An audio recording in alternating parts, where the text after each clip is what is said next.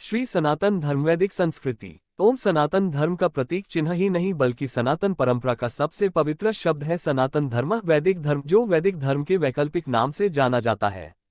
वैदिक काल में भारतीय उपमहाद्वीप के धर्म के लिए सनातन धर्म नाम मिलता है। सनातन का अर्थ है शाश्वत या हमेशा बना रहने वाला, अर्थात जिसका न आदि है न अंत। सनातन धर्म मूलतः भारतीय धर्म है जो किसी जमाने में पूरे बृहत्तर भारतीय उपमहाद्वीप तक व्याप्त रहा है। विभिन्न कारणों से हुए भारी धर्मांतरण के बाद भी विश्व के इस क्षेत्र की बहुसंख्यक आबादी इसी धर्म में आस्था रखती है। सिंधु नदी के पार के वासियों को ईरानवासी हिंदू कहते, जो स का उच्चारण हक करते थे। उनकी देखा देखी अरब हमलावर भी तत्कालीन भारतवासियों को हिंदू और उनके धर्म को हिंदू धर्म कहने लगे। भारत के अपने साहित्य में हिंदू शब्द कोई 1000 वर्ष पूर्व ही मिलता है, उसके पहले नहीं। हिंदुत्व सनातन धर्म के रूप में सभी धर्मों का मूलाधार है, क्योंकि सभी धर्म सिद्धांतों के सार्वभौम आध्यात्मिक सत्य के विभिन्न पहलुओं का इसमें पहले से ही समावेश कर लिया गया था। सनातन धर्म का इतिहास। ये पथ सनातन है। समस्त देवता और मनुष्य इसी मार्ग से पैदा हुए हैं तथा प्रगति की है। हे मनुष्यों, आप अपने उत्पन्न होने की आधाररूपा अपनी माता को विनष्ट न करें। उद्धरण चिन्ह ऋग्वेद 3:1-8-1। सनातन धर्म, जिसे हिंदू धर्म अथवा वैदिक धर्म भी कहा जाता है, का 1,96,08,53,110 साल का इतिहास है। भारत और आधुनिक पाकिस्तानी क्षेत्र की सिंधु घाटी सभ्यता में हिंदू धर्म के कई चिन्ह मिलते हैं। इनमें एक अज्ञात मात्र देवी की मूर्तियां, शिव पशुपति जैसे देवता की मुद्राएं, लिंग, पीपल की पूजा इत्यादि प्रमुख हैं। इतिहासकारों के एक दृष्टिकोण के अनुसार इस सभ्यता के अंत के दौरान मध्य एशिया से एक अन्य जाति का आगमन हुआ, जो स्वयं को आर्य कहते थे और संस्कृत नाम की एक हिंद यूरोपीय भाषा बोलते थे। एक अन्य दृष्टिकोण के अनुसार सिंधु घाटी सभ्यता के लोग स्वयं ही आर्य थे और उनका मूलस्थान भारत ही था। प्राचीन काल में भारतीय सनातन धर्म में गाणपत्य, शैवदेव, कोटि, वैष्णव, शाक्त और सौर नाम के 5 संप्रदाय होते थे। गाणपत्य गणेश की, वैष्णव विष्णु की, शैवदेव कोटि शिव की, शाक्त शक्ति की और सौर सूर्य की पूजा आराधना किया करते थे। पर यह मान्यता थी कि सब एक ही सत्य की व्याख्या है। यह न केवल ऋग्वेद परंतु रामायण और महाभारत जैसे लोकप्रिय ग्रंथों में भी स्पष्ट रूप से कहा गया है।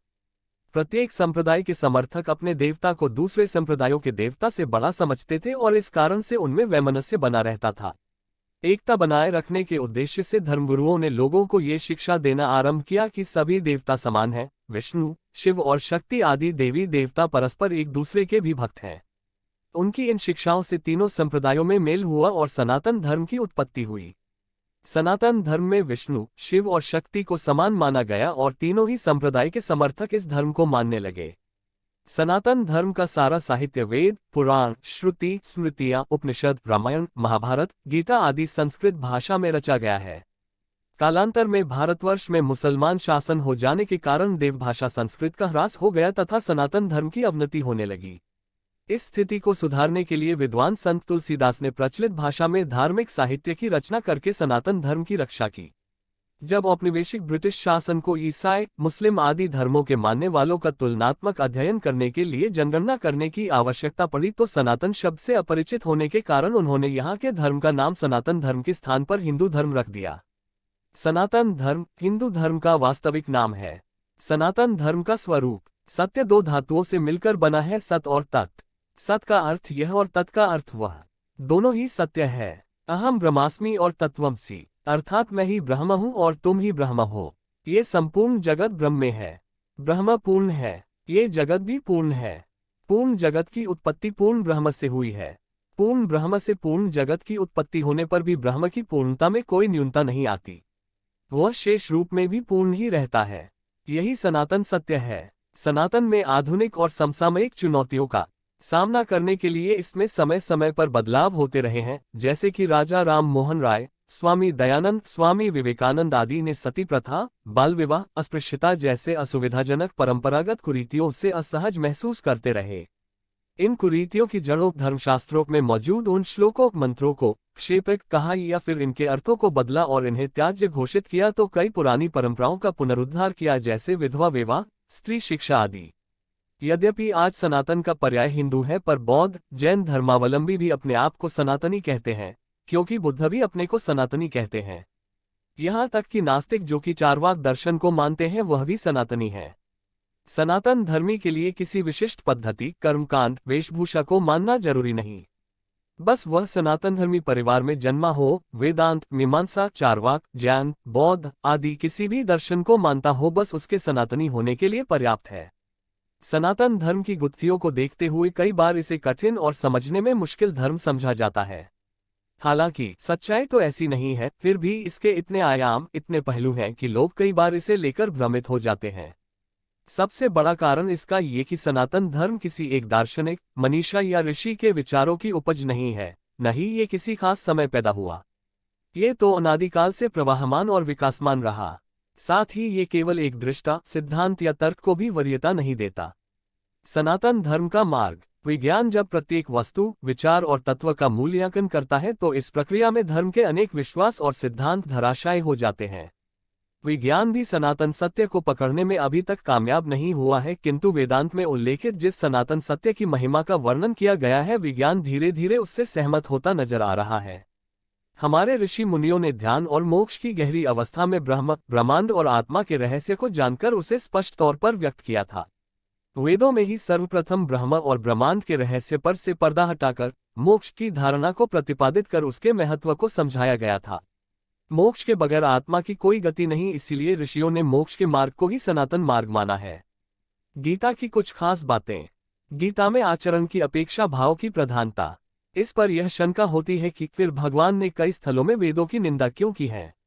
उदाहरणतः उन्होंने सकौम पुरुषों को वेदवाद में रत एवं अविवेकी बतलाया है, श्रीमद् भगवद गीता 2:42, तथा वेदों को तीनों गुणों के कार्य रूप सांसारिक भोगों एवं उनके साधनों का प्रतिपादन करने वाले कहकर अर्जुन को उन भोगों में आसक्ति रहित होने के लिए कहा है, श्रीमद् भगवद गीता 2:45। और वेदत्रयी धर्म का आश्रय लेने वाले सकौम पुरुषों के संबंध में भगवान ने ये कहा है कि वे बार बार जन्मते मरते रहते हैं, आवागमन के चक्कर से नहीं छूटते, श्रीमद् भगवद गीता 9:21। ऐसी स्थिति में क्या माना जाए? इस शंका का उत्तर यह है कि उपर्युक्त वचनों में यद्यपि वेदों की निंदा प्रतीत होती है, परंतु वास्तव में उनमें वेदों की निंदा नहीं है। गीता में सकाम भाव की अपेक्षा निष्काम भाव को बहुत अधिक महत्व दिया गया है और भगवान की प्राप्ति के लिए उसे आवश्यक बतलाया है। इसी से उसकी अपेक्षा सकाम भाव को नीचा और नाशवान विषय सुख को देने वाला बतलाने के लिए ही उसको जगह जगह तुच्छ सिद्ध किया है, निषिद्ध कर्मों की भांति उनकी निंदा नहीं की है।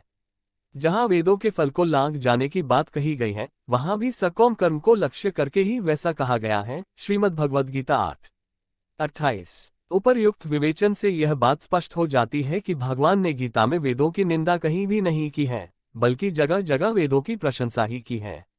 विषया विनिवर्तन्ते निराहारस्य देहिन रसवर्जम। मनुष्य निराहार दो तरह से होता है। 1. अपनी इच्छा से भोजन का त्याग कर देना अथवा बीमारी आने से भोजन का त्याग हो जाना, और 2. संपूर्ण विषयों का त्याग करके एकांत में बैठना अर्थात इंद्रियों को विषयों से हटा लेना। यहाँ इंद्रियों को विषयों से हटाने वाले साधक के लिए निराहारस्य पद आया है। परम श्रद्धेय स्वामी जी श्री रामसुखदास जी महाराज जी द्वारा रचित ग्रंथ साधक संजीवनी अध्याय 2 श्लोक संख्या 59 पृष्ठ संख्या 147। राजा धर्ममृते द्विज पमृते विद्यामृते योगिन तारांकन कांता सत्वमृते हयोगतिमृते भूषा च शोभामृते योद्धा शूरमृते तपोवृतम ते गीतम च पद्यान्यृते भ्राता स्नेहमृते नरो हरिमृते लोकय न भाति क्वचित।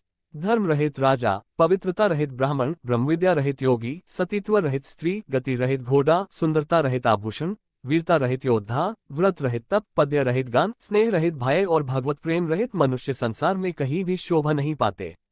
सनातन धर्म में इन 16 संस्कारों का खास महत्व, जाने जन्म से लेकर मृत्यु तक इनके क्या है मायने। हिंदू धर्म की प्राचीन संस्कृति संस्कारों पर आधारित है। ऐसे ही व्यक्ति के जीवन में कुल 16 संस्कार बताए गए हैं, जो उसके गर्भाशय समय से लेकर वृद्धावस्था तक होते हैं। इन 16 संस्कारों में ही व्यक्ति का जीवन होता है। हिंदू धर्म की नींव वैदिक और संस्कृति संस्कारों पर आधारित है। हिंदू धर्म में संस्कारों का बहुत बड़ा योगदान बताया गया है। प्राचीन समय में ऋषि मुनियों द्वारा मानव जीवन को उच्च बनाने के लिए संस्कारों को बहुत विशेष बताया गया है। हिंदू धर्म की प्राचीन संस्कृति संस्कारों पर आधारित है।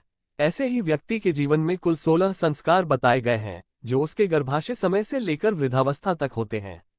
मानव जीवन में कोई भी कार्य करना हो तो वह किसी संस्कार से ही शुरू किया जाता है, यानी किसी भी कार्य को करने के लिए हिंदू धर्म में संस्कार का महत्व है। धार्मिक ग्रंथों में 16 संस्कार का विस्तार रूप से वर्णन किया गया है। आइए जानते हैं कौन से हैं वह 16 संस्कार। 1. गर्भाधान संस्कार। 2. पुंसवन संस्कार। 3. सीमंटोन्नन संस्कार। 4. जातकर्म संस्कार। 5. नामकरण संस्कार। 6. निष्क्रमण संस्कार। 7. अन्नप्राशन संस्कार। 8. मुंडन चूडाकर्म संस्कार। 9. विद्यारंभ संस्कार। 10. कर्णवेद संस्कार। 11. यज्ञोपवीत संस्कार। 12. वेदारंभ संस्कार। 13.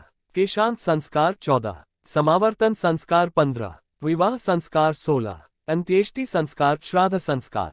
संस्कारों के महत्व को जानने के लिए हमने ज्योतिष शास्त्र ने बताया कि शास्त्रों में 16 संस्कारों के बारे में विस्तार रूप से बताया गया है। संस्कार ही हमारे व्यक्तिगत रूप को दिखाता है। यदि आपका व्यवहार अन्य लोगों के प्रति अच्छा है तो लोग कहते हैं कि आपके संस्कार काफी अच्छे हैं। दूसरे का आदर करने का जो आपके संस्कार मिले हैं उन्हें आपके परिवार से जोड़ दिया जाता है। 1. गर्भाधान संस्कार। सबसे पहला संस्कार है गर्भधारण संस्कार, जिसमें आपके जन्म लेने से पहले आपकी माता ने आपको अपने गर्भ में धारण कर लिया। 2. पुंसवन संस्कार। दूसरा संस्कार है पुंसवन संस्कार, जो गर्भधारण करने के 3 महीने बाद होता है। इसमें गर्भधारण करने के 3 महीने बाद जब शिशु की संरचना होने शुरू हो जाती है तो माता पिता उनके अच्छे जीवन के लिए वैदिक मंत्रों से इस संस्कार को करते हैं। 3. सीमंटोन्नन संस्कार। तीसरा संस्कार सीमंटोन्नन संस्कार गर्भकाल के 6ठे महीने में किया जाता है। 6ठे महीने से 8वें महीने तक गर्भपात की संभावना ज्यादा रहती है, इसीलिए ये संस्कार किया जाता है। इस संस्कार से गर्भ के शिशु और उसकी माता की रक्षा के लिए किया जाता है। 4. जातकर्म संस्कार। चौथा संस्कार जातकर्म संस्कार है, जो शिशु जन्म के दौरान किया जाता है। इस संस्कार में शिशु के पिता उसे घी या शहद अपनी उंगली से उसके मुंह में डालते हैं। 5. नामकरण संस्कार। 5वें संस्कार नामकरण संस्कार होता है। इस संस्कार में शिशु का उसकी कुंडली के आधार पर नाम रखा जाता है। 6. निष्क्रमण संस्कार। छठा संस्कार निष्क्रमण संस्कार है। इसमें जब शिशु 4 से 6 महीने का हो जाता है तो इसमें उसे घर से बाहर ले जाकर सूर्य चंद्रमा के प्रभाव में ले जाया जाता है। 7. अन्नप्राशन संस्कार। 7वें संस्कार अन्नप्राशन संस्कार में जब शिशु 6 महीने का हो जाता है तो उसे अन्न का भोग लगाया जाता है। 8. मुंडन चूडाकर्म संस्कार। 8वां संस्कार मुंडन चूडाकर्म संस्कार है। इस संस्कार में शिशु का मुंडन किया जाता है। 9. विद्यारंभ संस्कार। 9वां संस्कार विद्यारंभ संस्कार है, जिसमें शिशु का पहली बार विद्या से परिचय होता है। शिशु को इस संस्कार में स्कूल में पढ़ने के लिए भेजा जाता है। 10. कर्णवेद संस्कार। 10वां संस्कार कर्णवेद संस्कार है, जिसे कर्णछेदन संस्कार भी कहा जाता है। कान हमारे श्रवण द्वार हैं। कर्ण वेदन से व्याधियां दूर होती हैं तथा किसी बात को समझने की शक्ति बढ़ती है। 11. यज्ञोपवीत संस्कार। यज्ञोपवीत संस्कार को उपनयन संस्कार भी कहते हैं। इस संस्कार में जनेऊ धारण किया जाता है। 12. वेदारंभ संस्कार। वेदारंभ संस्कार में वह बालक गुरुकुल आदि में जाकर वेदों उपनिषदों की पढ़ाई करते हैं। वक्त बदलने के साथ गुरुकुल में न जाकर वह शिक्षा के लिए स्कूल में जाकर पढ़ाई करता है। 13. केशांत संस्कार। केशांत संस्कार में बालक अपने केशों को त्याग दिया करते थे। पुराने समय में गुरुकुल में पढ़ने वाले बालक अपनी शिक्षा पूरी होने के बाद अपने केशों त्याग देते हैं। 14. समावर्तन संस्कार। समावर्तन संस्कार में बालक गुरुकुल से शिक्षा प्राप्त कर वहां से विदाई लेकर सामाजिक जीवन में जाता है। अपनी शिक्षा पूरी होने के बाद वह अपने सामाजिक जीवन को जीता है। 15. विवाह संस्कार। विवाह संस्कार में व्यक्ति सामाजिक जीवन से वैवाहिक जीवन में कदम रखता है। इस संस्कार में व्यक्ति विवाह करके अपने वैवाहिक जीवन को जीता है। 16. अंत्येष्टि संस्कार। अंत्येष्टि संस्कार श्राद्ध संस्कार सबसे आखिर का संस्कार है, जिसमें व्यक्ति का अंतिम संस्कार होता है। धार्मिक ग्रंथों में कुल 16 संस्कार बताए गए हैं, जिसमें व्यक्ति का जीवन गर्भधारण करने से लेकर मृत्यु तक होता है। सनातन धर्म। विवरण। सनातन धर्म विश्व के सभी धर्मों में सबसे पुराना धर्म है। परंपरागत वैदिक धर्म, जिसमें परमात्मा को साकार और निराकार दोनों रूपों में पूजा जाता है। प्रमुख देवता शिव, विष्णु, कृष्ण, राम आदि। धर्म ग्रंथ 4 वेद ऋग्वेद, सामवेद, यजुर्वेद और अथर्ववेद। 13 उपनिषद। 18 पुराण। प्रमुख धार्मिक ग्रंथ रामायण, महाभारत, गीता, रामचरितमानस। तीर्थ स्थल। हिंदू मंदिर संबंधित लेखों। स्वस्तिक। वैदिक धर्मन्य जानकारी। वेदों पर आधारित धर्म है, जो अपने अंदर कई अलग अलग उपासना पद्धतियां, मत, संप्रदाय और दर्शन समेटे हुए हैं। अनुयायियों की संख्या के आधार पर यह विश्व का तीसरा सबसे बड़ा धर्म है। संख्या के आधार पर इसके अधिकतर उपासक भारत में हैं और प्रतिशत के आधार पर नेपाल में है। सनातन धर्म विश्व के सभी धर्मों में सबसे पुराना धर्म है। परंपरागत वैदिक धर्म जिसमें परमात्मा को साकार और निराकार दोनों रूपों में पूजा जाता है। ये वेदों पर आधारित धर्म है जो अपने अंदर कई अलग अलग उपासना पद्धतियां, मत संप्रदाय और दर्शन समेटे हुए है। अनुयायियों की संख्या के आधार पर यह विश्व का तीसरा सबसे बड़ा धर्म है। संख्या के आधार पर इसके अधिकतर उपासक भारत में हैं और प्रतिशत के आधार पर नेपाल में है। हालांकि इसमें कई देवी देवताओं की पूजा की जाती है, लेकिन वास्तव में यह एक ईश्वरवादी धर्म है। ये धर्म अपने आप में इतना विशाल है कि इसमें से समय समय पर विभिन्न धर्म निकलते रहे। कुछ पुरानी परंपराएं टूटती रहीं और कुछ नई जुड़ती रहीं। कुछ पुरानी मान्यताएं ज्यों की त्यों रहीं तो कुछ मान्यताएं इसमें समाती रहीं। कुछ मिला, कुछ पुराना छूटता गया, कुछ पुराना यूं ही रहा तो कुछ नया जुड़ता गया। 1. सनातन का अर्थ। सनातन का अर्थ है शाश्वत या हमेशा बना रहने वाला। सनातन अर्थात जो सदा से है, जो सदा रहेगा, जिसका अंत नहीं है और जिसका कोई आरंभ नहीं है, वही सनातन है। सृष्टि का आरंभ। परमपिता परमात्मा ने ही सब मनुष्यों के कल्याण के लिए वेदों का प्रकाश सृष्टि के आरंभ में किया। जैसे जब हम नया मोबाइल लाते हैं तो साथ में एक दिग्दर्शिका मिलती है कि इसे यहाँ पर रखें, इस प्रकार से बरतें, अमुक स्थान पर न ले जाएं, अमुक चीज के साथ न रखें आदि। उसी प्रकार जब उस परमपिता ने हमें ये मानव तन दिए तथा ये संपूर्ण सृष्टि हमें रचकर दी, तब क्या उसने हमें यूं ही बिना किसी ज्ञान व बिना किसी निर्देशों के भटकने को छोड़ दिया? जी नहीं, उसने हमें साथ में एक दिग्दर्शिका दी कि इस सृष्टि को कैसे बरतें, क्या करें, ये तन से क्या करें, इसे कहाँ लेकर जाएं, मन से क्या विचारें, नेत्रों से क्या देखें, कानों से क्या सुने, हाथों से क्या करें आदि। उसी का नाम वेद है। 1. हिंदू धर्म। विश्व में केवल हिंदू धर्म ही ज्ञान पर आधारित धर्म है, बाकी सब तो किसी एक व्यक्ति के द्वारा प्रतिपादित किए गए हैं। इसलिए हिंदू धर्म ही सर्वश्रेष्ठ है और उसकी किसी से तुलना नहीं की जा सकती है। एकमात्र हिंदू धर्म ही ऐसा धर्म है जो समय समय पर अपने नियमों की समीक्षा करके उनमें सुधार करता रहा है। हिंदू धर्म एक खुला धर्म है जो विचार से नहीं अपितु विवेक से विकसित हुआ है। इसके विपरीत अन्य धर्म, चाहे वह इस्लाम हो चाहे ईसाई या कोई अन्य, सभी बंद धर्म है जो एक व्यक्ति मात्र के विचारों पर आधारित है और जो यह मानकर चलते हैं कि समय अपरिवर्तित रहता है और व्यक्ति का विवेक भी। इन धर्मों में विचारों के विकास का कोई महत्व नहीं है। यही कारण है कि इन धर्मों में विशेष आग्रह अथवा वैचारिक कट्टरता पाई जाती है। वेद। वेद का अर्थ है ज्ञान। वेदों में क्या है? वेदों में कोई कथा कहानी नहीं है। वेद में तिनके से लेकर परमेश्वर पर्यंत वह संपूर्ण मूल ज्ञान विद्यमान है जो मनुष्यों के जीवन में आवश्यक है। मैं कौन हूँ? मुझमें ऐसा क्या है जिसमें मैं की भावना है? मेरे हाथ, मेरे पैर, मेरा सिर, मेरा शरीर, पर मैं कौन हूँ? मैं कहाँ से आया हूँ? मेरा तन तो यही रहेगा, तो मैं कहाँ जाऊंगा? परमात्मा क्या करता है? मैं यहाँ क्या करूँ? मेरा लक्ष्य क्या है? मुझे यहाँ क्यों भेजा गया? इन सब का उत्तर तो केवल वेदों में ही मिलेगा। रामायण व भागवत व महाभारत आदि तो ऐतिहासिक घटनाएं हैं जिनसे हमें सीख लेनी चाहिए और इन जैसे महापुरुषों के दिखाए सन्मार्ग पर चलना चाहिए। वेद के प्रकार। ऋग्वेद। वेदों में सर्वप्रथम ऋग्वेद का निर्माण हुआ। ये पद्यात्मक है। यजुर्वेद गद्यमय है और सामवेद गीतात्मक है। ऋग्वेद में मंडल 10 हैं, 1028 सूक्त हैं और 11,000 मंत्र हैं। इसमें 5 शाखाएं हैं: शाकल्प, वास्कल, अश्वलायन, शानखान, मंडूकायन। ऋग्वेद के दशम मंडल में औषधि सूक्त हैं। इसके प्रणेता अर्थशास्त्र ऋषि हैं। इसमें औषधियों की संख्या 125 के लगभग निर्दिष्ट की गई है जो कि 107 स्थानों पर पाई जाती है। औषधि में सोम का विशेष वर्णन है। ऋग्वेद में च्यवन ऋषि को पुनः युवा करने का कथानक भी उद्धृत है और औषधियों से रोगों का नाश करना भी समाविष्ट है। इसमें जल चिकित्सा, वायु चिकित्सा, सौर चिकित्सा, मानस चिकित्सा एवं हवन द्वारा चिकित्सा का समावेश है। सामवेद। सामवेद में गेय छंदों की अधिकता है जिनका गान यज्ञों के समय होता था। 1824 मंत्रों के इस वेद में 75 मंत्रों को छोड़कर शेष सब मंत्र ऋग्वेद से ही संकलित हैं। इस वेद को संगीत शास्त्र का मूल माना जाता है। इसमें सविता, अग्नि और इंद्र देवताओं का प्राधान्य है। इसमें यज्ञ में गाने के लिए संगीतमय मंत्र हैं। ये वेद मुख्यतः गंधर्व लोगों के लिए होता है। इसमें मुख्य 3 शाखाएं हैं, 75 ऋचाएं हैं और विशेषकर संगीत शास्त्र का समावेश किया गया है। यजुर्वेद। इसमें यज्ञ की असल प्रक्रिया के लिए गद्य मंत्र हैं। ये वेद मुख्यतः क्षत्रियों के लिए होता है। यजुर्वेद के 2 भाग हैं। कृष्ण वैशंपायन ऋषि का संबंध कृष्ण से है। कृष्ण की 4 शाखाएं हैं। शुक्ल याज्ञवल्क्य ऋषि का संबंध शुक्ल से है। शुक्ल की 2 शाखाएं हैं। इसमें 40 अध्याय हैं। यजुर्वेद के एक मंत्र में बृहदारण्यक का वर्णन प्राप्त होता है। इसके अलावा दिव्य वैद्य एवं कृषि विज्ञान का भी विषय समाहित है। अथर्ववेद, इसमें जादू, चमत्कार, आरोग्य, यज्ञ के लिए मंत्र हैं। ये वेद मुख्यतः व्यापारियों के लिए होता है।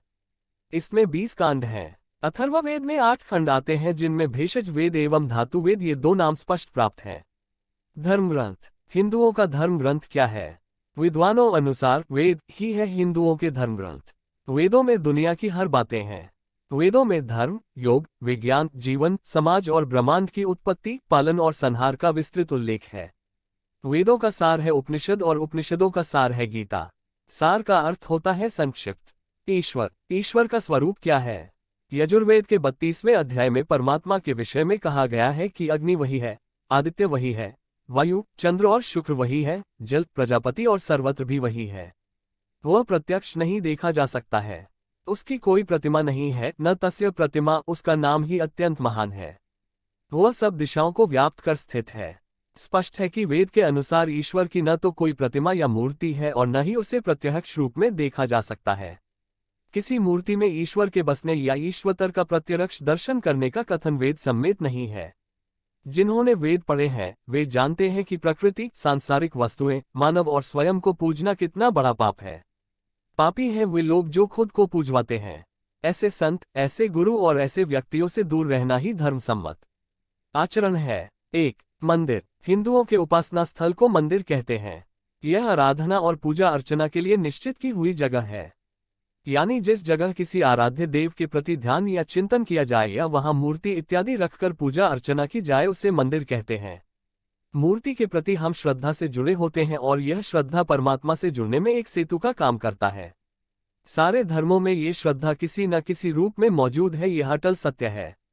हिंदू धर्म में भी प्रारंभ से मूर्ति पूजा का प्रचलन नहीं था। ये धर्म अद्वैतवाद और एकेश्वरवाद का समर्थक रहा है, किंतु ईश्वर तक पहुंचने में मूर्ति पूजा रास्ता को सरल बनाता है। हम एक मूर्ति को आराध्य मानकर उसकी उपासना करते हैं, उसे फूल आदि अर्पित करते हैं। इस प्रकार मूर्ति से ही सही एक जुड़ाव महसूस होने लगता है। मन उस पात्र से जिसकी मूर्ति होती है उसके प्रेम में डूब जाता है। वह पात्र चाहे वह राम हो या कृष्ण, मन उसके चरित्र में डूबता जाता है और धीरे धीरे उस परम निराकार में उतरता जाता है। उदाहरणार्थ, अगर आप कृष्ण की मूर्ति की आराधना करेंगे तो आपका मन उनके द्वारा बोले गीता के वचनों की ओर जरूर जाएगा। बस लो हो गई निराकार की ओर यात्रा शुरू। इसी प्रकार राम की मूर्ति रामचरितमानस की ओर ले जाएगी, दुर्गा की मूर्ति दुर्गा सप्तशती की ओर। गीता को हिंदू धर्म में बहुत खास स्थान दिया गया है। गीता अपने अंदर भगवान कृष्ण के उपदेशों को समेटे हुए है। गीता को संस्कृत भाषा में लिखा गया है। संस्कृत की जानकारी रखने वाला भी गीता को आसानी से पढ़ सकता है। गीता में 4 योगों के बारे विस्तार से बताया हुआ है: कर्म योग, भक्ति योग, राजा योग और जन योग। गीता को वेदों और उपनिषदों का सार माना जाता। जो लोग वेदों को पूरा नहीं पढ़ सकते, सिर्फ गीता के पढ़ने से भी आपको ज्ञान प्राप्ति हो सकती है। गीता न सिर्फ जीवन का सही अर्थ समझाती है बल्कि परमात्मा के अनंत रूप से हमें रूबरू कराती है। इस संसारिक दुनिया में दुख, क्रोध, अंधकार, ईर्ष्या आदि से पीड़ित आत्माओं को गीता सत्य और आध्यात्म का मार्ग दिखाकर मोक्ष की प्राप्ति करवाती है।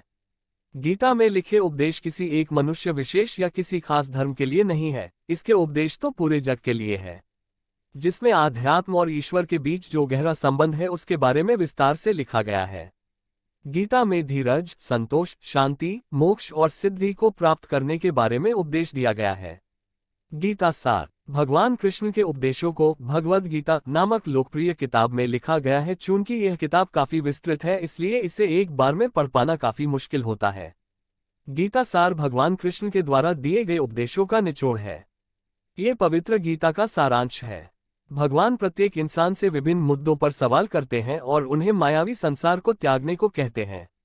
उनका कहना है कि पूरी जिंदगी सुख पाने का एक और केवल एक ही रास्ता है और वह है उनके प्रति पूरा समर्पण। तुम क्यों व्यर्थ चिंता करते हो? तुम क्यों भयभीत होते हो? कौन तुम्हें मार सकता है? आत्मा का न कभी जन्म होता है और न ही यह कभी मरती है। जो हुआ वह अच्छे के लिए हुआ, जो हो रहा है वह अच्छे के लिए हो रहा है और जो होगा वह भी अच्छे के लिए ही होगा। भूत के लिए पश्चाताप मत करो, भविष्य के लिए चिंतित मत हो, केवल अपने वर्तमान पर ध्यान लगाओ। तुम्हारे पास अपना क्या है जिसे तुम खो दोगे? तुम क्या साथ लाए थे जिसका तुम्हें खोने का डर है? तुमने क्या जन्म दिया जिसके विनाश का डर तुम्हें सता रहा है? तुम अपने साथ कुछ भी नहीं लाए थे। हर कोई खाली हाथ ही आया है और मरने के बाद खाली हाथ ही जाएगा।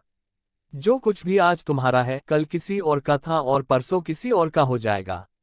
इसलिए माया के चकाचौंध में मत पड़ो। माया ही सारे दुख दर्द का मूल कारण है। परिवर्तन संसार का नियम है। एक पल में आप करोड़ों के स्वामी हो जाते हो और दूसरे पल ही आपको ऐसा लगता है कि आपके पास कुछ भी नहीं है। न तो ये शरीर तुम्हारा है और न ही तुम इस शरीर के हो। ये शरीर 5 तत्वों से बना है, आग, जल, वायु, पृथ्वी और आकाश। एक दिन ये शरीर इन्हीं 5 तत्वों में विलीन हो जाएगा। अपने आप को भगवान के हवाले कर दो। यही सर्वोत्तम सहारा है। जो कोई भी इस शत्रुहीन सहारे को पहचान गया है वह डर, चिंता और दुखों से आजाद रहता है। 1. धर्म, मजहब और संप्रदाय। हिंदू धर्म, इस्लाम धर्म, जैन धर्म, बौद्ध धर्म, पारसी धर्म, ईसाई धर्म, सिख धर्म, यहूदी धर्म, वैदिक धर्म, निम्बाक संप्रदाय, वैष्णव संप्रदाय, वल्लभ संप्रदाय, ब्रह्म समाज, सखी भाव संप्रदाय, माधव संप्रदाय, पाशुपत, कबीर पंथ, चैतन्य संप्रदाय, पंचखा संप्रदाय, वारकरी संप्रदाय, कश्मीरी शैव संप्रदाय, दादू पंथ, राधा स्वामी सत्संग, राधा वल्लभ संप्रदाय, वैष्णव आंदोलन, मलंग शाक्त, लेकुलिश संप्रदाय, वीर शैव संप्रदाय, नाथ संप्रदाय, रामकृष्ण मिशन, अंकधारी संप्रदाय, पुष्टिमार्ग, कनफटा, योगी तेंकले संप्रदाय, शैव संप्रदाय, फिरदौसी सिलसिला, कलंदरिया, सूफी मत, अघोरपंथ, कापालिक संप्रदाय, ब्रह्मविद्या समाज, दशनामी सन्यासी, उदासी संप्रदाय, रामावत संप्रदाय, वाम मार्ग, कामड़िया पंथ, चिश्ती संप्रदाय, दत्तात्रेय संप्रदाय, भारत धर्म महामंडल, 5 रात्र मत, प्रणामी परिणामी संप्रदाय, शुद्धावैतवाद संप्रदाय, एकदंडी निरंजनी संप्रदाय, प्रार्थना समाज, आर्य समाज, सौर संप्रदाय, स्मार्त संप्रदाय, भागवत संप्रदाय, पाखंड मत, ईसाई मिशनरी, दाहिरिया धामी संप्रदाय आदि, ब्रह्म समाज, सामाजिक धार्मिक सुधार आंदोलन, आजीविक संप्रदाय, रामसनेही संप्रदाय, निर्मल संप्रदाय, स्थानकवासी, नक्शबंदिया, नामधारी सिख संप्रदाय, बहाई संप्रदाय, बावरी पंथ, रसेश्वर वर्कलय संप्रदाय, गणपत्य संप्रदाय, तमिल शैव ताओ धर्म, सनातन धर्म, दशनामी सन्यासी, अवधूत असंशयवाद, आर्य धर्म, सन्माही धर्म, एकशरण धर्म, सूफीवाद, गानपत्य गुह्य समाज, थियोसॉफिकल सोसाइटी। श्रुतियां। वेद, वेद संहिता, वैदिक काल, उत्तर वैदिक काल, वेद का स्वरूप, वैदिक वाङ्मय का शास्त्रीय स्वरूप, वेदों का रचना काल, ऋग्वेद, यजुर्वेद, सामवेद, अथर्ववेद, मनु संहिता, शालिहोत्र संहिता, वेदांत, वेदांत, ब्रह्मवेद, वैदिक धर्म अनुक्रमणी, उपवेद और वेदांग, उपवेद, अर्थवेद, ऋवेद, कामंदक सूत्र, कौटिल्य अर्थशास्त्र, चाणक्य सूत्र, नीतिवाक्यमृत सूत्र, बृहस्पति अर्थाधिकारकम, शुक्र नीति, धनुर्वेद दोनों यजुर्वेदों के लिए, मुक्ति कल्पतरु, वृद शारंगधर, वैशंपान नीति, प्रकाशिका, सम्रांगण, सूत्रधार, अध्वर्यु, गांधर्व वेद, सामवेद, दतिलम, भरत नाट्यशास्त्र, मल्लिनाथ रत्नाकर, संगीत दर्पण, संगीत रत्नाकर, आयुर्वेद, अथर्ववेद, अग्निग्रह सूत्रराज, अश्विनी कुमार संहिता, अष्टांग हृदय, इंद्र सूत्र, चरक संहिता, जाबाले सूत्र, दालव्य सूत्र, देवल सूत्र, धन्वंतरी सूत्र, धातुवेद, ब्रह्मन संहिता, भेल संहिता, मानसूत्र, शब्द कौतूहल, सुश्रुत संहिता, सूप सूत्र, सौवारी सूत्र, वेदांग, कल्प, गृह्य सूत्र, रीति रिवाजों प्रथाओं हेतु, धर्म सूत्र, शासकों हेतु, श्रोत सूत्र, यज्ञ हेतु, शिक्षा, गौतमी शिक्षा, सामवेद, नारदीय शिक्षा, पाणिनीय शिक्षा, ऋग्वेद, बाह्य शिक्षा, कृष्ण यजुर्वेद, मांड की शिक्षा, अथर्ववेद, याज्ञवल्क्य शिक्षा, शुक्ल यजुर्वेद, लोमशीय शिक्षा, व्याकरण, कल्प व्याकरण, कामधेनु व्याकरण, पाणिनि व्याकरण, प्रकृति प्रकाश प्रकृति व्याकरण, मुग्धबोध व्याकरण, शाक्टायन व्याकरण, सारस्वत व्याकरण, हेमचंद्र व्याकरण, निरुकित, मुक्ति कल्पतरु, वृद शारंगधर, वैशंपान नीति, प्रकाशिका, सम्रांगण, सूत्रधार, छंद, गार्ग्य प्रोक्त, उपनिदान सूत्र, छंद, मंजरी, छंद सूत्र, छंदोविचित, छंद सूत्र, छंदोनुक्रमणी, छलापुद, वृत्ति, जयदेव, छंद, जानाश्रमा, छंदोविचित, वृतरत्नाकर, वेंकटमाधव, छंदोनुक्रमणी, श्रुतवेग, ज्योतिष, आर्यभट्टीय ज्योतिष, नारदीय ज्योतिष, पराशर ज्योतिष, ब्रह्मगुप्त ज्योतिष, भास्कराचार्य ज्योतिष, वरामिहिर ज्योतिष, वासिष्ठ ज्योतिष, वेदांत ज्योतिष, उपनिषदि वेदीय उपनिषद, ऐत्रेय उपनिषद, आत्मबोध उपनिषद, कौशिकी उपनिषद, निर्वाण उपनिषद, नादबिंदुपनिषद, सौभाग्यलक्ष्मी उपनिषद, अक्षमालिक उपनिषद, भाविचा उपनिषद, मुद्गल उपनिषद, त्रिपुरा उपनिषद, बहुरचोपनिषद, मृदगलोपनिषद, राधोपनिषद, कौशिकी उपनिषद, यजुर्वेदीय उपनिषद, शुक्ल यजुर्वेदीय, अध्यात्मोपनिषद, आद्यतारक उपनिषद, भिक्षुकोपनिषद, बृहदारण्यकोपनिषद, ईशावास्योपनिषद, हसोपनिषद, जाबालोपनिषद, मंडल ब्राह्मण उपनिषद, मंत्रिकोपनिषद, मुक्तिका उपनिषद, निरालंबोपनिषद, पेंगलोपनिषद, परमहसोपनिषद, सत्यायनी उपनिषद, सुबालोपनिषद, तारासार उपनिषद, त्रिशिखि ब्राह्मणोपनिषद, तुरीयातीतोपनिषद, अद्वैतार्कोपनिषद, याज्ञवल्क्योपनिषद, शाक्यायनी उपनिषद, शिवसेनकल्पोपनिषद, कृष्ण यजुर्वेदीय अक्षी उपनिषद अमृतबिंदु उपनिषद अमृतनद उपनिषद अवधूत उपनिषद ब्रह्म उपनिषद ब्रह्मविद्या उपनिषद दक्षिणामूर्ति उपनिषद ध्यानबिंदु उपनिषद एकाक्षर उपनिषद गर्भ उपनिषद कैवल्योपनिषद कालाग्निरुद्रोपनिषद कर उपनिषद कठोपनिषद कठरुद्रोपनिषद क्षुरिकोपनिषद नारायणो पंचब्रह्म प्राणाग्निहोत्र उपनिषद रुद्रहृदय सरस्वती रहस्य उपनिषद सर्वासार उपनिषद शारीरिकोपनिषद स्कंद उपनिषद शुक्रहस्योपनिषद श्वेताश्वत्रोपनिषद तैतिरीयोपनिषद तेजोबिंदु उपनिषद वराहोपनिषद योग कुंडलिनी उपनिषद योगशिखा उपनिषद योगतत्व उपनिषद कलिसिंतरनोपनिषद चाक्षुषोपनिषद सामवेदीय उपनिषद आरुण्यकोपनिषद दर्शनोपनिषद जाबालदर्शनोपनिषद जाबाली उपनिषद कैनोपनिषद महात्सन्यासोपनिषद मैत्रेय उपनिषद मैत्रायणी उपनिषद अव्यक्तोपनिषद छांदोग्य उपनिषद रुद्राक्ष जाबालोपनिषद सावित्री उपनिषद संन्यासोपनिषद वज्रसूचिकोपनिषद वासुदेवोपनिषद चूड़ामणि उपनिषद कुंडिकोपनिषद जाबाली उपनिषद महोपनिषद मैत्रेय उपनिषद योग चूड़ानी उपनिषद अथर्ववेदीय उपनिषद अन्नपूर्णा उपनिषद अथर्वशीर उपनिषद अथर्वशिखा उपनिषद आत्मोपनिषद भावनोपनिषद भस्मोपनिषद बृहज्जबलोपनिषद देवी उपनिषद दत्तात्रेय उपनिषद गणपति उपनिषद गरुडोपनिषद गोपालपुर वतापनी उपनिषद यग्रीव उपनिषद कृष्ण उपनिषद महानारायण उपनिषद मांडुक्योपनिषद महावाक्योपनिषद मुंडकोपनिषद नाद परिव्राजकोपनिषद नरसिंहोत्तरतापनीयोपनिषद परब्रह्मोपनिषद प्रश्नोपनिषद परमहंस परिव्राजक उपनिषद पशुपत उपनिषद श्रीरामपुर वतापनी उपनिषद शांडिल्योपनिषद शरभ उपनिषद सूर्योपनिषद सीता उपनिषद राम रहस्य उपनिषद त्रिपुरातापिनी उपनिषद ब्राह्मण ग्रंथ ऋवेदीय ब्राह्मण ग्रंथ ऐत्रेय ब्राह्मण कौशिकी ब्राह्मण शानखान ब्राह्मण यजुर्वेदीय ब्राह्मण ग्रंथ शुक्ल यजुर्वेदीय शतपथ ब्राह्मण कान्व ब्राह्मण शतपथ माध्यन्दिन ब्राह्मण कृष्ण यजुर्वेदीय तैतिरीय ब्राह्मण मध्यवर्ती ब्राह्मण सामवेदीय ब्राह्मण ग्रंथ तांड्य ब्राह्मण षड्विंश ब्राह्मण संविधान ब्राह्मण आर्षेय ब्राह्मण मंत्र ब्राह्मण देवताध्यानम ब्राह्मण वंश ब्राह्मण संहितोपनिषद ब्राह्मण जैमिनीय ब्राह्मण जैमिनीय आर्षेय ब्राह्मण जैमिनीय उपनिषद ब्राह्मण अथर्ववेदीय ब्राह्मण ग्रंथ गोपद ब्राह्मण सूत्र ग्रंथ ऋवेदीय सूत्र ग्रंथ आश्वलायन श्रोत सूत्र शानखान श्रोत सूत्र आश्वलायन गृह्य सूत्र शानखान गृह्य सूत्र वासिष्ठ धर्मसूत्र यजुर्वेदीय सूत्र ग्रंथ शुक्ल यजुर्वेदीय कात्यायन श्रोत सूत्र पारस्कर श्रोत सूत्र विष्णु धर्मसूत्र पारस्कर गृह्य सूत्र कृष्ण यजुर्वेदीय आपस्तंभ श्रोत सूत्र आपस्तंभ गृह्य सूत्र हिरण्यकेशी श्रोत सूत्र बौधान गृह्य सूत्र बौधान श्रोत सूत्र वैखानस गृह्य सूत्र भारद्वाज श्रोत सूत्र हिरण्यकेशिया गृह्य सूत्र वैखानस श्रोत सूत्र मानव धर्म सूत्र बादुल श्रोत सूत्र काठक धर्मसूत्र आपस्तंभ धर्मसूत्र वराह श्रोत सूत्र बौधान धर्मसूत्र मानव गृह्य सूत्र वैखानस धर्मसूत्र काठक गृह्य सूत्र हिरण्यकेशीय धर्मसूत्र सामवेदीय सूत्र ग्रंथ मस्कसूत्र लाट्यान सूत्र खदिर श्रोतसूत्र जैमिनीय गृह्य सूत्र गोबिल गृह्य सूत्र खदिर गृह्य सूत्र गौतम धर्मसूत्र द्राह्यायन गृह्य सूत्र द्राह्यायन धर्मसूत्र अथर्ववेदीय सूत्र ग्रंथ वैतान श्रोतसूत्र वराह गृह्य सूत्र वैखानस गृह्य सूत्र कौशिक सूत्र शाखा शाखा शाकल ऋवेदीय शाखा कान्व शुक्ल यजुर्वेदीय माध्यन्दिन शुक्ल यजुर्वेदीय तैतिरीय कृष्ण यजुर्वेदीय मैत्रायणी कृष्ण यजुर्वेदीय कट कृष्ण यजुर्वेदीय कपिस्थल कृष्ण यजुर्वेदीय श्वेताश्वतर कृष्ण यजुर्वेदीय कौतुमी सामवेदीय शाखा जैमिनीय सामवेदीय शाखा रानायनीय सामवेदीय शाखा पेपलाद अथर्ववेदीय शाखा शनकीय अथर्ववेदीय शाखा मंत्र संहिता ऋवेद मंत्र संहिता शुक्ल यजुर्वेद मंत्र संहिता सामवेद मंत्र संहिता अथर्ववेद मंत्र संहिता आरण्यक ऐत्रेय ऋवेदीय आरण्यक शानखान ऋवेदीय आरण्यक कौशिकी ऋवेदीय आरण्यक बृहद शुक्ल यजुर्वेदीय आरण्यक तैतिरीय कृष्ण यजुर्वेदीय आरण्यक कट कृष्ण यजुर्वेदीय आरण्यक मैत्रायणीय कृष्ण यजुर्वेदीय आरण्यक तल्वकार सामवेदीय आरण्यक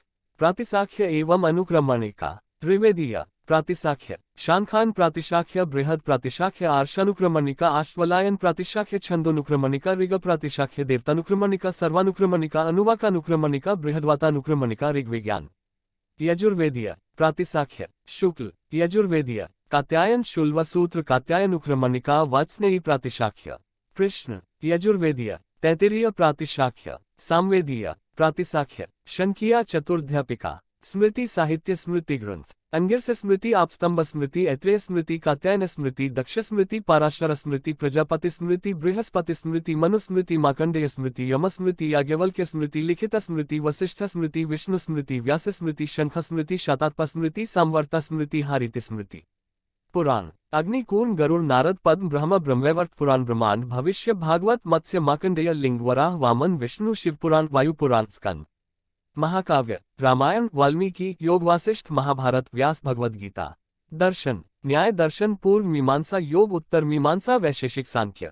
निबंध जीमूतवाहन कृत दया भाग काल विवेक व्यवहार मातृका अनिरुद्ध कृत पितृदायिता हारलता बल्लाल सेन कृत आचार सागर प्रतिष्ठा सागर अद्भुता सागर श्रीधर उपाध्याय कृत काल माधव दत्तक मीमांसा पराशर माधव गोत्र प्रवर निर्णय मुहूर्त माधव स्मृति संग्रह व्रात्यस्तोम पद्धति नंदनदित कृत श्राद्ध कल्पलता शुद्धि चंद्रिका तत्वमुक्तावली दत्तक मीमांसा नारायण भट्ट कृत त्रिस्थली सेतु अंत्येष्टि पद्धति प्रयोग रत्नाकर कमलाकर भट्टकृत निर्णय सिंधु शूद्रक मलाकर दान कमलाकर पूर्तक मलाकर वेदरत्न प्रायश्चित्त रत्न विवाद तांडव काशीनाथ उपाध्याय कृत धर्म सिंधु निर्णयामृत पुरुषार्थ चिंतामणि शूलपाणी कृत स्मृति विवेक अपूर्ण रघुनंदन कृत स्मृति तत्व चंडेश्वर कृत स्मृति रत्नाकर वाचस्पति मिश्र विवाद चिंतामणि देवन भट्टकृत स्मृति चंद्रिका हेमाद्री कृत चतुर्वर्ग चिंतामणि नीलकंठ भट्टकृत भगवंत भास्कर मित्र मिश्र कृत वीर मित्रोदय लक्ष्मीधर कृत कृत्य कल्पतरु जगन्नाथ तर्क पंचानन कृत विवादार्णव आगम वैष्णवागम अहिर्बुधन्य संहिता ईश्वर संहिता कपिलागली संहिता जयाख्य संहिता पद्मतंत्र संहिता पाराशर संहिता बृहदब्रह्म संहिता भरद्वाज संहिता लक्ष्मी संहिता विष्णु तिलक संहिता विष्णु संहिता श्रीकृष्ण संहिता सात्वत संहिता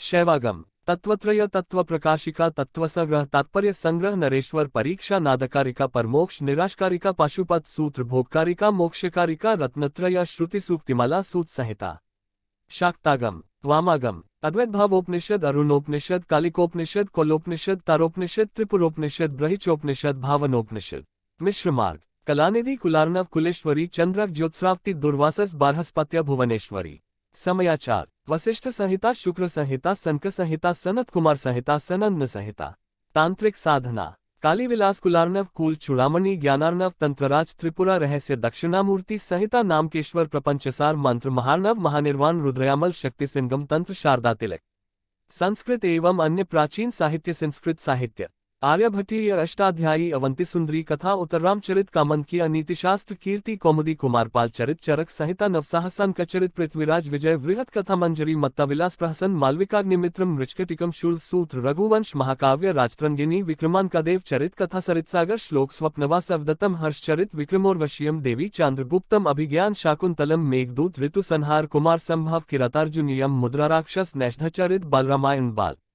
भारत महाभाष्य विद्वशाल भंजिका घटकर पर बृहत कथा कोश रत्नावली नागानंद प्रियदर्शिका कादंबरी दशकुमार चरित अभिनय दर्पण हठयोग प्रदीपिका पुरुष परीक्षा भूपरिक्रमा कीर्तिलता कीर्ति पताका गोरक्ष विजय महानुशासन मणिमंजरा नाटिका गंगा वाक्यावली दानवाक्यावली हारित संहिता वर्षकृत्य दुर्गभक्तित्रंगिनी सुश्रुत संहिता अष्टांग हृदयम शैवसर वस्वसार ज्ञापतालक विभागसार गीत गोविंद ऋतिमंजरी राघव्याद्वियम ब्रह्मस्फुट सिद्धांत पंच सिद्धांतिका वृहत संहिता वृहत जातक बड़कथा दूत काव्य गंगालैरी अन्य कर्पूर मंजरी काव्यमीमांसा लीलावती सिद्धांत शिरोमणि करण कुतूहल आर्यभट्ट सिद्धांत गंगालैरी करुणालैरी अमृतलैरी महावीर चरित गाथा सप्तशती वर्णमाला क्रमानुसार लेख खोज आ ई यू ए ओ अ क ख ग घ ग च छ ज झन्य टठ ड ढ न तथ द ध न प फ ब भ म यरल व श श सह क्षत्र गिरी औश्र। सनातन धर्म कैसे प्रचलन में आया? हिंदू धर्म नाम जानिए सनातन का सही अर्थ। सनातन धर्म आज सनातन धर्म के लिए हिंदू धर्म नाम ज्यादा प्रचलित है। इस धर्म के अनुयायियों को हिंदू या सनातनी कहा जाता है। शास्त्रों में सनातन धर्म का ही जिक्र मिलता है। हिंदू नाम बहुत बाद में प्रचलन में आया, लेकिन क्या आप जानते हैं कि सनातन धर्म का नाम हिंदू धर्म कैसे पड़ा? आइए जानते हैं इस नाम के पीछे का रोचक इतिहास। सनातन धर्म का अर्थ होता है सही काम करना या अपने कर्तव्य पथ पर चलना। धर्म को नियम भी कहा जा सकता है। हर धर्म के अपने कुछ विशेष नियम और रीति रिवाज होते हैं, जिससे उस धर्म को एक अलग पहचान मिलती है। दुनिया में कई धर्म पाए जाते हैं, जैसे सनातन धर्म, इस्लाम धर्म, सिख और ईसाई धर्म आदि। सनातन धर्म का अर्थ। सनातन का शाब्दिक अर्थ है शाश्वत या सदा बना रहने वाला, यानी जिसका न आदि है न अंत। सनातन धर्म, जिसे हिंदू धर्म अथवा वैदिक धर्म के नाम से भी जाना जाता है, इसे दुनिया के सबसे प्राचीनतम धर्म के रूप में भी जाना जाता है। भारत की सिंधु घाटी सभ्यता में हिंदू धर्म के कई चिन्ह मिलते हैं। ये धर्म ज्ञात रूप से लगभग 12,000 वर्ष पुराना है, जबकि कुछ पौराणिक मान्यताओं के अनुसार हिंदू धर्म 90,000 वर्ष पुराना है। गीता के अनुसार सनातन का अर्थ। गीता में भी सनातन धर्म का वर्णन मिलता है। श्री कृष्ण कहते हैं, अच्छेद्योयमदह्योयमक्लिद्यो शोष्य एवच नित्य सर्वगत स्थानुल्लोय सनातन। अर्थात हे अर्जुन, जो छेदा नहीं जाता, जलाया नहीं जाता, जो सूखता नहीं, जो गीला नहीं होता, जो स्थान नहीं बदलता, ऐसे रहस्यमय व सात्विक गुण तो केवल परमात्मा में ही होते हैं। जो सत्ता इन दैवीय गुणों से परिपूर्ण हो, वही सनातन कहलाने के योग्य है। इस श्लोक के माध्यम से भगवान कृष्ण कहते हैं कि जो न तो कभी नया रहा, न ही कभी पुराना होगा, न ही इसकी शुरुआत है, न ही इसका अंत है, अर्थात ईश्वर को ही सनातन कहा गया है। कैसे मिला हिंदू नाम? असल में हिंदू नाम विदेशियों द्वारा दिया गया है। जब मध्यकाल में तुर्क और ईरानी भारत आए तो उन्होंने सिंधु घाटी से प्रवेश किया। सिंधु एक संस्कृत नाम है। उनकी भाषा में सक शब्द न होने के कारण वह सिंधु कहने में असमर्थ थे। इसलिए उन्होंने सिंधु शब्द के उच्चारण के स्थान पर हिंदू कहना शुरू किया। इस तरह से सिंधु का नाम हिंदू हो गया। उन्होंने यहाँ के निवासियों को हिंदू कहना शुरू किया और इसी तरह हिंदुओं के देश को हिंदुस्तान का नाम मिला। जय सनातन धर्म।